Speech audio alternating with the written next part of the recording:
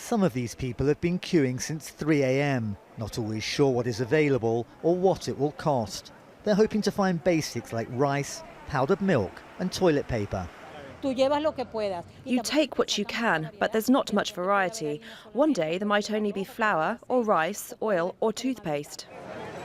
Prices rise almost daily. Inflation in November was nearly 57%. The accumulated rise this year is 1,370%. This coffee costs 15,000 bolivares. That's about $4.50 at the official exchange rate, which almost no Venezuelans can afford to use. Or about 15 cents on the black market, which almost everybody is forced to use, if they can find enough of these almost worthless banknotes. They're in short supply, rationed by the bank machines which emit only enough for small purchases. Those Venezuelans with bank accounts use plastic cards, but a fragile infrastructure means the system is often down. Some use bitcoins. Then there's this. The Petro. I'm going to call it the Petro, Venezuela's own cryptocurrency. It will boost Venezuela's economic sovereignty and help defeat the economic blockade against us.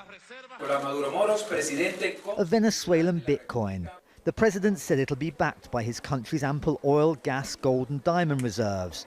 But economists say such a system needs the confidence of investors. And even on the streets, there's not much of that about. It's very sad. It's even more sad when you lived well and reached my age and you've got nothing and no way of solving anything. Thousands have left the country and thousands more are planning to, blaming President Maduro for mismanaging the economy. Frustrated that a country with abundant natural resources is enduring such economic misery.